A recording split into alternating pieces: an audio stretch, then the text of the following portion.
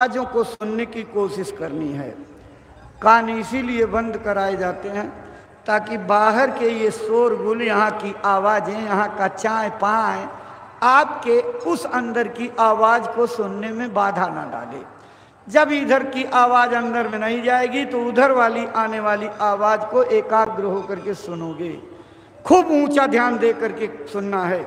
अगर बैठ करके कर रहे हो तो खोपड़ी का ये हिस्सा आसमान की ओर है, उधर ध्यान दे करके सुनना है। और मान लीजिए लेट करके करते हो, आराम तलब हो करके, सुविधा भोगी हो करके, तो लेट के करने पर जिस दिशा में आपकी ये खोपड़ी जाती है उसी दिशा की ओर सीधे ध्यान लगा करके सुनना है। जब कोशिश करके सुनने लगोगे तो कुछ दिन अभ्यास करने पर दिन लग सकते हैं, कुछ महीने भी लग सकते हैं।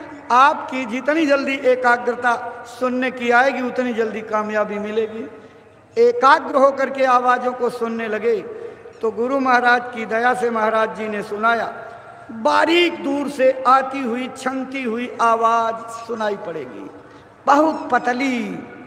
धीरे धीरे उसको सुनने और उसको प्रकट करने की कोशिश करोगे तो कुछ दिन अभ्यास करने पर ऐसा लगेगा आवाज़ मेरे नज़दीक आ रही, हम आवाज़ की ओर बढ़ रहे हैं, दूरियां खत्म होकर नज़दीकियां आ रही हैं, आवाज़ की तीव्रता भी बढ़ती जा रही है।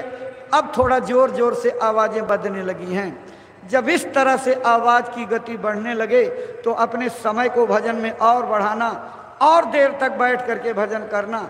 जितनी देर तक बैठ करके भजन करोगे उतनी ही जल्दी आपको कामयाबी मिलेगी।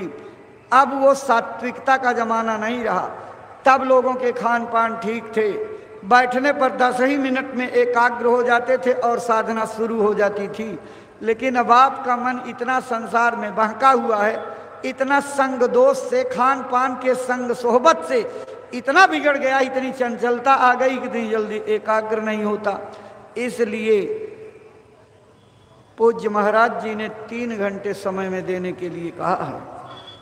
3 बजे से 6 बजे तक का ब्रह्म मुहूर्त बताया है। आत्मज्ञान प्राप्त करने वालों के लिए ये सबसे अच्छा समय है। अगर आत्म विज्ञान को पाना है तो आपको 3 घंटे कम से कम भजन करना पड़ेगा। तो देखो अभी इसके बारे में बताते हैं। पहले आवाज़ को समझ लीजिए। जब ये ऊपर ध्यान दे करके आवाज़ों को सुनने लगोगे और आवाज़ें आपके अंदर एक तार उतरने लगेंगी, आप उसमें लय होने लगोगे, तो एक बहुत बड़ा दूसरा चमत्कार आपके जीवन में होगा। वो क्या? जैसे जंग रहित लोहे को चुंबक खींच करके अपने में चिपका लेता है। अगर जंग रहेगा तो लोहे को नहीं खींचेगा, अगर जंग हट जाए, चमकदार परत हो जाए तो उसी लोहे को खींचता है। जब तक आपके अंदर कर्मों की जंग लगी है, बुराइयों की जंग लगी है, आपका अंतःकरण का पर्दा मटमैला है, तब तक आवाज़ आपको नहीं खींचेगी। लेकिन धीरे धीरे कोशिश करके अपने कर्मों के पर्दे को साफ करो।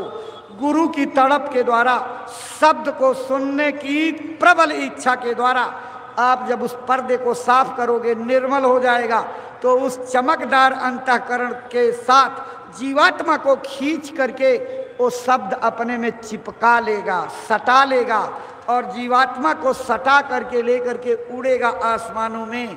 और स्वर्ग लोक, वैकुंठ लोक, देवी देवता लोक, काल भगवान का लोक, माया का लोक, ब्रह्म का लोक, पार ब्रह्म का लोक, प्रकृति का लोक, महाकाल, ये सब ऊपर के लोकों में फिर क्रम से जो है जीवात्मा को ले जा करके उनके दर्शन करने का, उस मंडल में पहुंच करके आनंद लेने का मौका देगा।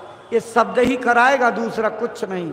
इसलिए जब वो शब्द लगातार आपके सुनने को मिलने लगे तो आप उसको सुनने में मशगूल होइए। और सत्संग में जो अलग अलग मंडलों में अलग अलग ध्वनियों का पूज्य महाराज जी ने वर्णन किया है, उन ध्वनियों को पकड़ने की कोशिश करो, पहचानने की कोशिश करो।